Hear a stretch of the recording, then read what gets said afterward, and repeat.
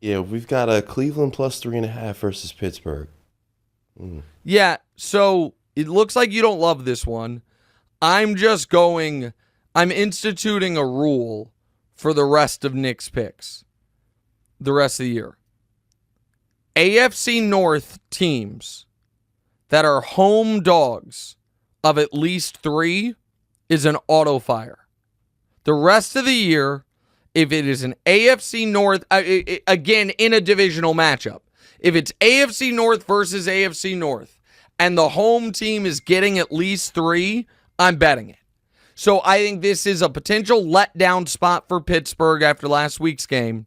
The total in this game is only 37 points, which means Vegas says it's going to be very low scoring. Low scoring games, getting the points feels good. Cleveland, not quite as bad as the final score suggests from last week, because again, that game was 14-14 and then it got away from them. This just feels like another ugly Pittsburgh win, 16-13, 17-14, something like that. I'm getting 3.5. AFC North underdogs cover 61% of the time against the spread over the last 6 years. That's the best of any division. Pittsburgh, I mean, it's a short week for both teams, obviously, but Pittsburgh maybe a bit of an emotional letdown after the Ravens game. I like Cleveland getting the points in this spot, so I'll take Cleveland plus 3.5. And Jameis, for them to only have scored 14 points, Jameis did have 395 passing yards and 2 touchdowns in that Browns game. So he played well. He had a bounce-back game after his poor performance the week before. I don't think he's going to do that against Pittsburgh, but I'll take Cleveland plus 3.5. Next. You've got Tampa Bay minus 5.5 of the Giants. Yeah, so Tampa's coming off a bye. They had got a little extra life for their season over the last couple weeks because of how Atlanta has looked. You know Baker's going to be sharp. They got more life in that. I don't think they're going to have Mike Evans this week, but Mike Evans returned to practice. Maybe they'll have him this week, but they know he's coming back. And the Giants, it's not just that they're starting Tommy DeVito. It's that the team seems pissed about it. One of their star defensive players came out and said, yeah, I'm mad that we're not starting the best quarterback we have in Daniel Jones. Drew Lock is pissed. He's like, I signed here thinking I was going to be the number 2, so I don't know what's happened. Tommy DeVito we saw him last year, is the reason they won the games they won. Their defense and special teams crushed. It was less about Tommy DeVito. He was more meme than production.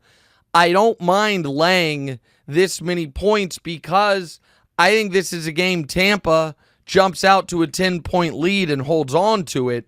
I don't think the Giants are a backdoor cover type of team at all. I think they might be a let go of the rope type of team now that they've benched Daniel Jones. So this feels to me like a 27-10 type of Tampa Bay victory. Rested, healthier, off a bye. Man.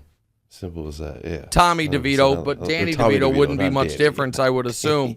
And so, yeah, Tampa Bay minus 5.5. And by the way, road favorites off a bye, laying this much, 7-2 against the spread in their last 9. That doesn't mean that much to me, but I just like Tampa in this spot. Next. You got Tennessee plus 8 at Houston. So this is another one of those ugly ones. However, I don't think Houston's offensive line is good enough to warrant them being more than a touchdown favorite against a good defensive front. And the Titans, for all their weaknesses, their biggest strength is that defensive front. I know that Jeffrey Simmons hasn't had quite the year that he's had in years past. He's still awesome. Harold Landry's really good. Tavondre Sweat's been good as a rookie. There are a lot, like that is the part of this game where I think Tennessee has a decided edge. They're going to run Tony Pollard a lot. They're going to try to shorten the game. Houston is, off a bit of, not a huge, but off a bit of a short week And I didn't think, even though they ended up blowing out Dallas, I didn't think they looked overly impressive, throughout the early portions of that game. You take out the Dallas game, not take out, but prior to the Dallas game, their last 4, they lost to the Packers, they beat the Colts by 3, they lost to the Jets, which is a flashing red alert, they lost to the Lions despite Goff throwing 5 picks. There's only been 2 games all year they blew out the opponent. The game against the Patriots 6 weeks ago and this Monday against Dallas. And even again, that game kind of became a blowout on the rush, fumble, strip sack, fumble 6. It's just too many points. I don't think it's a divisional game. You're going to play the Titans again later in the year. I like Tennessee +8. Feels like maybe 20-14, 20-17 type of game. I don't love it, but the right side of this game is Tennessee +8. And also Tennessee this past week, if you weren't watching, they got a great stop on fourth and goal. It got wiped away due to a really awful defenseless receiver penalty but when you looked at the replay, it was a totally clean hit to the player's chest. That flipped that game. Otherwise, they're right there with the Vikings in that spot. The Vikings are better than the Texans. I like Tennessee +8. Next. Green Bay -1.5 versus San Fran. Yeah, so this is the first time in Purdy's regular season career he's been an underdog, which is a banana stat, but it's a true stat. If Nicky Bosa's not playing, this Niners defense goes from mediocre to awful. And I don't know that he's playing. And try as he might, if Nicky Bosa's not going to be out there, he can't make the Niners defense great again like he wants to. And so that concerns me. I don't think the Niners offense has been as crisp of an operation, shockingly, when Christian McCaffrey's out or not looking like Christian McCaffrey. They don't look quite the same. I agree with Kyle Shanahan. Kyle Shanahan came out and said Brock Purdy's playing at the exact same level he did the last couple years. Totally agree. And the numbers are way different. Why? Because the pieces aren't the same as they were the last couple of years. Brock Purdy is a mirror.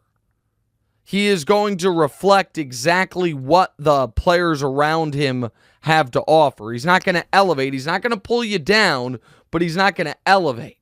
And so the Packers can't feel great about how they've been playing.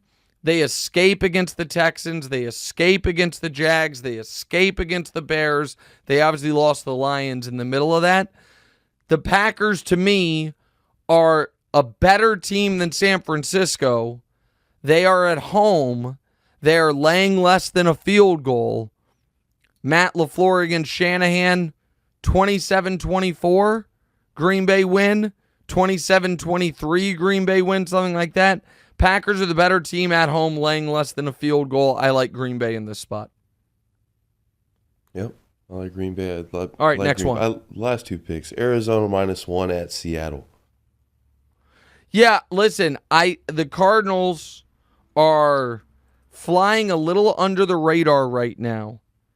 What I like about where they're at is they're coming off a bye, while Seattle is coming off a super emotional kind of theft of a win against San Francisco. Arizona has won 4 straight games. They now play another team whose defense I don't totally trust.